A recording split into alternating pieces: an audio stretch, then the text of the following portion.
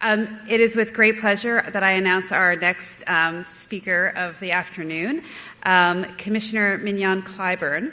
Commissioner Clyburn is serving her second term as Commissioner of the Federal Communications Commission. Prior to beginning her service at the FCC in 2009, Commissioner Clyburn was a member of the Public Service Commission of South Carolina and served as its chair from 2002 to 2004. Previously, Ms. Clyburn was the publisher and general manager of the Coastal Times, a Charleston-based weekly newspaper that focused primarily on issues affecting the African American community. Please join me in welcoming Commissioner Clyburn.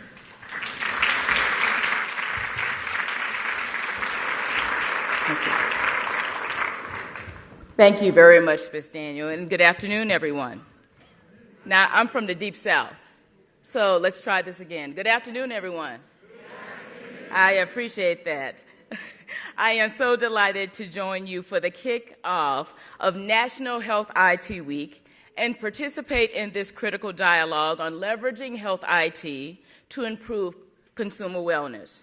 We're spending a lot of time thinking about and working on this at the FCC, and I wish to applaud Dr. DeSalvo for her leadership on improving quality care and access for all, even the most vulnerable of our citizens. So you might be wondering this afternoon, what is the Federal Communications Commission doing at an event on consumer health, information, and technology? Anybody wondering? Tell the truth. You're not telling the truth today. In a nutshell, the technologies that hold the most promise in improving health and healthcare depend on the availability of broadband that we support, the spectrum that we regulate, and the equipment that we authorize. At the Federal Communications Commission, we are doing our part to seize the opportunities presented by these technologies to improve health and healthcare for all Americans. Earlier this year, our chairman, Tom Wheeler, and I created a multidisciplinary task force called Connect to Health FCC to help accelerate the adoption of healthcare technologies by leveraging broadband and other next-generation communication services. Connect to Health is an umbrella for all health-related activities at the FCC, a force multiplier, if you will, as we continue to chart the broadband future of healthcare. Over the coming months, you will be hearing much more about how we plan to move the broadband health dialogue forward. Still, you may be asking, why the FCC and why now? Well, one simple answer is that it is in our statute. The obligation in Section 706 for you lawyers out there of the Telecommunications Act to encourage the deployment on a reasonable and timely basis of advanced telecommunications capability to all Americans. And 5 irrefutable truths raise the stakes on getting this right and getting it right soon. First, we're living in the midst of a national population explosion. Second, long-term rather than infectious illnesses have become the major health threats of our day. Third, people are living longer than ever before, I'm happy to announce, since I have my AARP card, and will need even more care, I know you didn't recognize that, over that lifespan. Fourth, our country is becoming more racial and ethnically diverse, with all the opportunities and potential challenges that brings. And last but certainly not least, annual increases in healthcare costs are simply unsustainable. Dr. DeSalvo has repeatedly called this a looming threat, and she is absolutely right. We all know the shocking numbers. By 2050, demographic projections suggest that there will be approximately 438 million people living in the United States. By year 2030, 71 million Americans, 1 out of every 5, will be over the age of 65, while another 20 million will be more than 80 years old.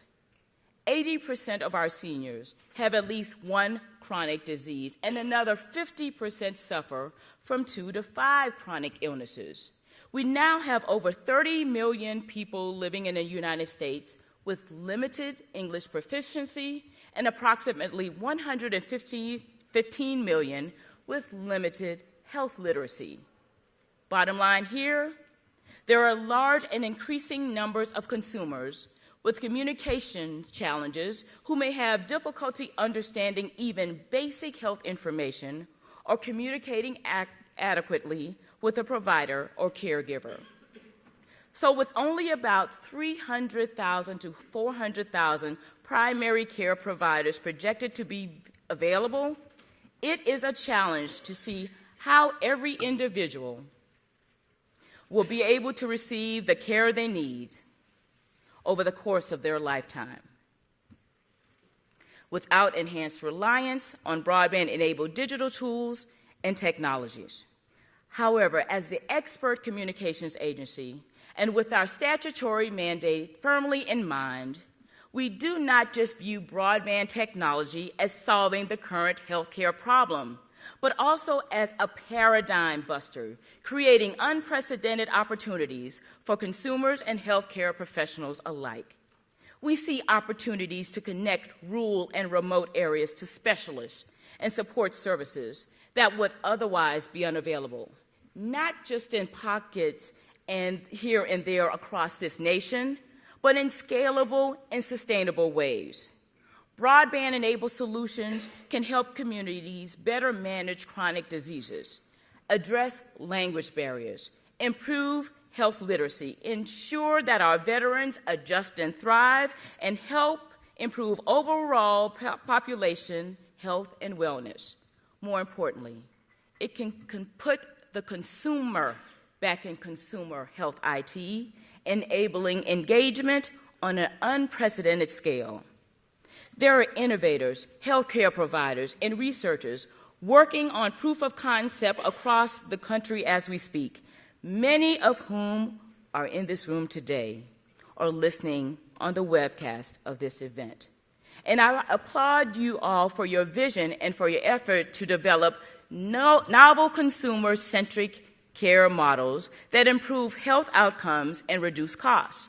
But one central pillar is connectivity, not only for healthcare facilities, but connectivity where hopefully people will spend most of their lives in their homes, in their schools, and in their communities. Simply put,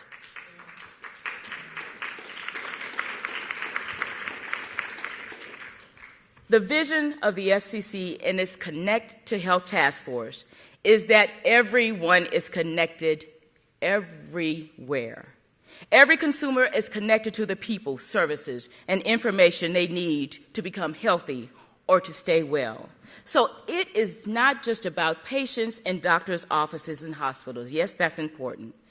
It is about all consumers having real access to broadband-enabled health tools and technologies that they can use to get and stay healthy. In other words, broadband in and of itself, it is not the goal. It is about what broadband enables. That's the vision in the 2010 National Broadband Plan that we produced at the FCC, and our chairman, Tom Wheeler, has repeatedly pledged that the FCC, to this end, will make networks work for everyone. Over the past few years, we've made significant progress towards getting all Americans connected, for that is our goal. Since 2008, the percentage of Americans who've subscribed to fixed broadband at home has increased about 60% to about 70%, and the adoption gap between whites and African Americans has been nearly cut in half since 2009. That's the good news. But there are still millions of Americans living mostly in rural areas who could not get fixed broadband today, even if they wanted to, because the infrastructure is simply not there. That is why I was proud to take a leadership role in the FCC's historic overhaul of our Universal Service Program by converting what had become an outdated, inefficient program that supported voice only into a program that supports broadband. It is called the Connect America Fund. The Connect America Fund is a public-private partnership that has an annual budget of $4.5 billion and a framework to ensure that all consumers have access to broadband. And our Healthcare Connect Fund will invest up to $400 million each year to better connect rural communities and enable cutting-edge telehealth solutions. To me, perhaps the most exciting thing about health technology is the breakthrough still on the horizon. At the FCC, I've seen demonstrations of nascent technologies that can help a blind person to see and can restore sensation, mobility, and other vital functions to the limbs and organs of stroke victims.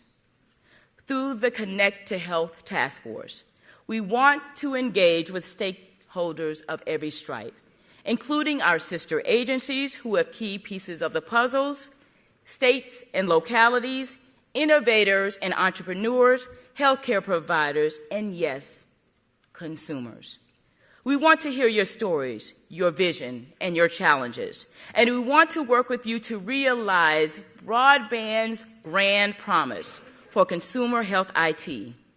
We have come too far. We will not stop now.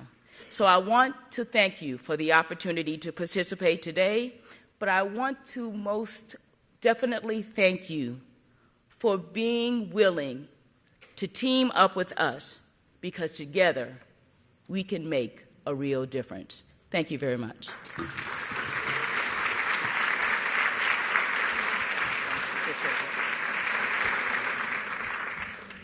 Thank you so much, Commissioner Clyburn, for coming and for making those remarks.